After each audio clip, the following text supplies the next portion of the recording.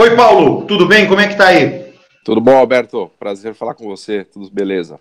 Igualmente, igualmente. Olha, a crise da Argentina está rolando, né? Está É. acontecendo. Teve aí essa eleição primária que tem um lado, um aspecto meio estranho, esquisito, né? Porque a eleição primária foi feita para escolher diferentes candidatos no mesmo partido. E esse ano não houve isso, mas eles não tiveram tempo hábil de mudar a lei, enfim. E acabou Uhum, havendo eleição primária, com cada uhum. partido tendo somente um candidato. Então, ela, no fundo, funcionou como uma eleição que antecipa o resultado da eleição que virá, né? E é uma coisa impressionante, porque esse resultado primário, né, que não era muito bem o objetivo, mas que acabou acontecendo, ele está disparando uma série de mecanismos, né, uma série de acontecimentos na Argentina que vai já praticamente definir o que vai acontecer na eleição de outubro, porque o temor do Macri perder, né, e eu queria inclusive explorar, né, que você é um grande especialista nessa questão, né, o temor dos Kirchner voltarem desencadeou uma desvalorização cambial gigantesca, porque a Argentina está com um desequilíbrio de dólares importante, e isso está acelerando a inflação, vai desacelerar a economia, vai desacelerar o consumo, vai desacelerar o investimento até a eleição. Então, provavelmente, a prévia já vai definir a eleição, porque ela vai piorar a situação da economia muito até lá, até outubro, né? Não, e é muito difícil mudar o resultado, eu diria que é virtualmente impossível, não há porquê o eleitor já foi à urna, é uma eleição, uma primária não obrigatória, o comparecimento foi alto, a pessoa vai lá, eu sempre digo isso, toda eleição é assim, a pessoa vai lá, no caso do Brasil, digita um número, aperta confirma, no caso deles lá é um outro método, mas aí ela já fez, ela já depositou o voto na urna, quem deposita um, deposita dois, por isso que a diferença entre primeiro e segundo turno é mínima sempre, não tem muita mudança. Então é como se agora fosse o primeiro turno e vai ter um segundo turno, então não vai ter muita mudança. E até acontece, né, é muito comum, um candidato que se sai vencedor, ele fica numa lua de mel com o resultado, quer dizer, ele é entrevistado no dia seguinte, o próprio Macri, eu acho que ele deu uma declaração muito ruim para ele, do ponto de vista político, ele disse que o resultado foi mal, foi ruim para ele, quer dizer, isso ninguém diz, que o político tradicional diz é o seguinte, olha, temos esse resultado, vamos virar, etc., mas ele não seguiu o protocolo de um político mais tradicional. Então, o resultado está basicamente encaminhado, é só uma questão de tempo. Agora, o que eu acho é que pelo histórico do Alberto Fernandes, quer dizer, ele é uma pessoa, ele é um conciliador, ele já vem dando declarações conciliadoras após o resultado, ele não tende a ser alguém que vai ficar na sombra da Cristina Kirchner, não, essa é a minha visão.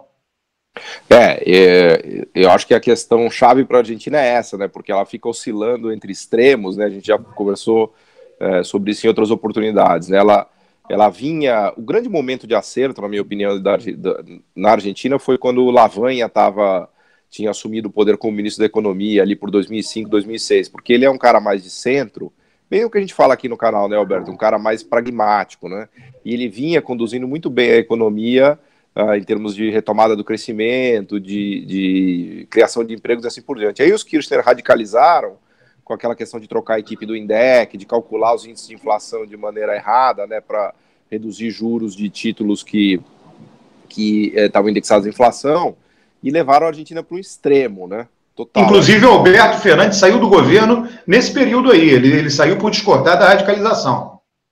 Exatamente, exatamente. E isso é uma boa notícia, porque, inclusive, o ideal seria que ele se aliasse ao Lavagna, né, porque eles têm uma visão mais pragmática de centro, né? Mas só para concluir, quando a Argentina chegou nesse extremo dos Kirchner, o Macri acabou assumindo e tentando levar a Argentina para o outro extremo. Não deu muito tempo, né? Mas a plataforma dele, o projeto dele era trazer para um extremo de direita e mais liberalização, que também não funcionou, né? Ele teve 4 anos e não conseguiu levar adiante a agenda. Ele teve uma agenda um pouco ingênua, né? Ele achou que tomando dívida lá fora, se endividando em dólares, tentando trazer investidores estrangeiros, ele ia resolver o problema da Argentina, e não resolveu, porque o buraco é muito mais embaixo, né? Eles têm uma série de desequilíbrios ali econômicos que são bastante graves, né? Olha, tem aquelas séries comparáveis de PIB per capita, o Brasil no início do século XX, lá em 1900, 1910, o PIB per capita do Brasil era 10%, entre 10% e 20% do PIB per capita da Argentina. A Argentina já foi um dos países mais ricos do mundo. Buenos Aires já foi uma cidade comparável a Chicago em termos de entreposto comercial, de produtos agrários, né, de agronegócio. E a Argentina, durante todo o século XX, eu acho que, se não me engano, foi Albert Hirschman, que ele dizia, ele classificava, se não foi ele, enfim, algum desenvolvimentista, ele classificava os países entre os ricos, os desenvolvidos, os subdesenvolvidos e a Argentina. Dizem que a Argentina tinha uma classificação separada, porque foi um país, ela tem uma trajetória completamente única no mundo. Foi um país extremamente rico e que só fez decair, que parece que continua nessa trajetória. Ela teve aquele boom, né, da Belle Époque ali, muito também devido à coisa do navio frigorificado, né? Não me lembro, tem algum economista também que falou que o boom argentino no início do século foi subproduto do navio frigorífico, né? Porque ela começou a exportar muita carne para a Europa e os produtos agropecuários, né? Que ela é fortíssima nisso, né? Só que eu brinco que ela não deu o passo de produzir o navio frigorificado, né? Como os coreanos conseguiram fazer. Eles ficaram só no agro, né? E a gente já discutiu várias vezes aqui que agronegócio não resolve a vida de ninguém, né? O agronegócio é um passo que deve ser utilizado para você desenvolver depois o setor industrial, setores mais tecnológicos, como foi até mesmo o exemplo de Chicago que você citou, né? Então a Argentina, ela se industrializou, mas um pouco à força, não conseguiu ter uma eficiência industrial de fato, como por exemplo teve o Brasil, e desde então ela só vem decaindo, né? Ela só vem decaindo em termos de renda per capita, com alguns breves soluços aí no meio do caminho, mas ela é vítima dessa riqueza de recursos naturais, especialmente da agropecuária, né? Aliás, a Argentina é um belo exemplo, junto com a Venezuela, se você quiser, né?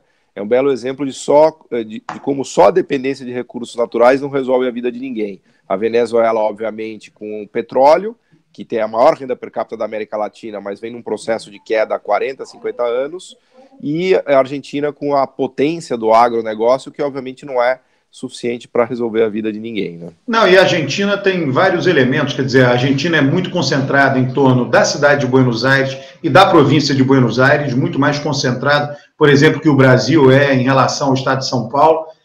O Uruguai também, quer dizer, Montevidéu e Buenos Aires foram cidades que foram criadas pelos espanhóis como entrepostos comerciais da prata que descia da Bolívia.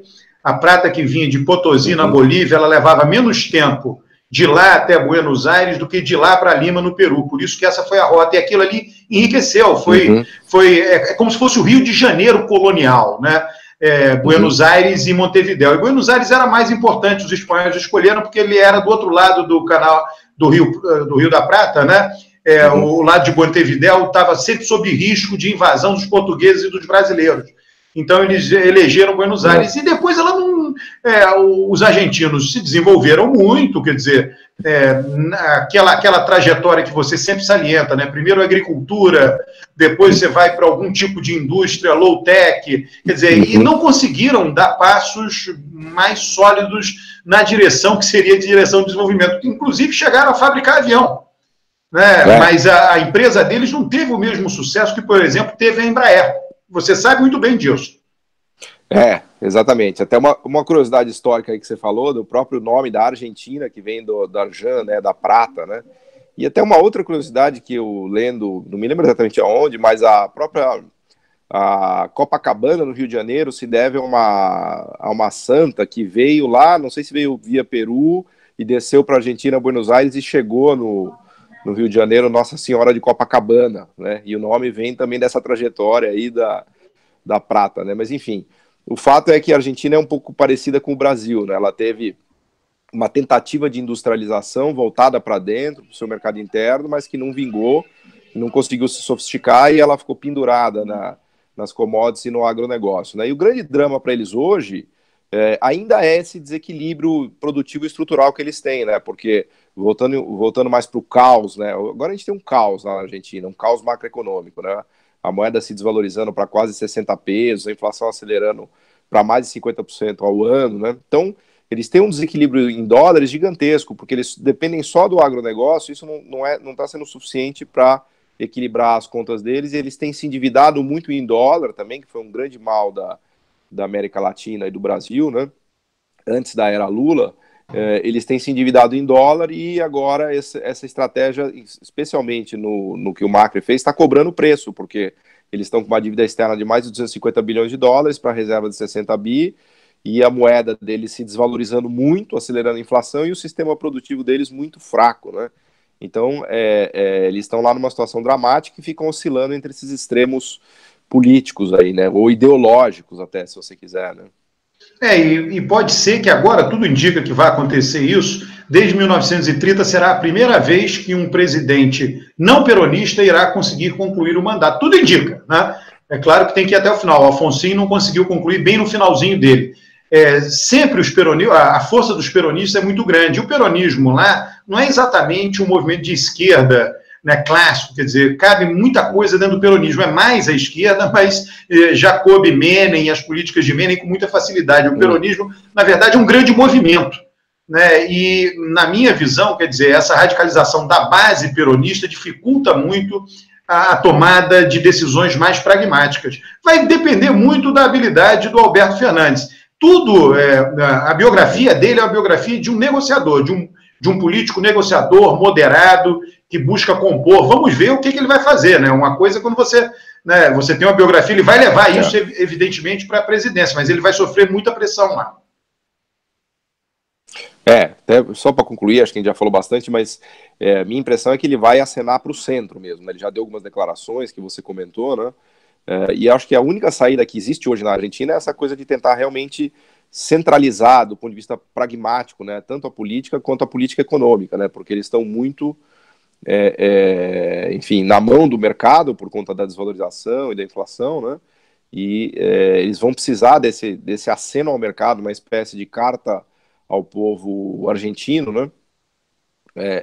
Para tentar fazer alguma coisa, né? Então acho que é por aí, mas é uma situação realmente dramática que eles estão vivendo, né? Então essa caminhada para o centro, eu acho que vai ser a única possibilidade dos argentinos hoje, né? Eles não têm como radicalizar de novo, nem radicalizar no sentido de liberalização total, nem de intervencionismo total. Então acho que o Alberto vai seguir nesse caminho aí, numa espécie de carta ao povo argentino, né? Sinalizando políticas mais de centro, e ele vai precisar da ajuda do mercado, não tem jeito, ele não vai conseguir governar com uma super desvalorização da moeda e uma hiperinflação. Isso seria o pior dos mundos. Então ele vai ter que ajustar a economia, vai ter que caminhar para o centro, sem dúvida, né? São duas tarefas, a de curto prazo, conjuntural, e a de longo prazo, estrutural, que foi responsável por fazer o país empobrecer. Essa é muito mais complicada. Dizia-se, né, Paulo, não sei se é verdade ou não, mas eu já tive relatos, o Brasil era escala para os europeus irem assistir ópera no Teatro Colón, em Buenos Aires, era só para reabastecer o avião. Eu acredito que isso tenha acontecido, né? O Brasil era um país pobre, a Argentina riquíssima, mas a coisa se inverteu, pelo visto. Exatamente. Um abraço, Paulo. Valeu, obrigado, Alberto, um abraço.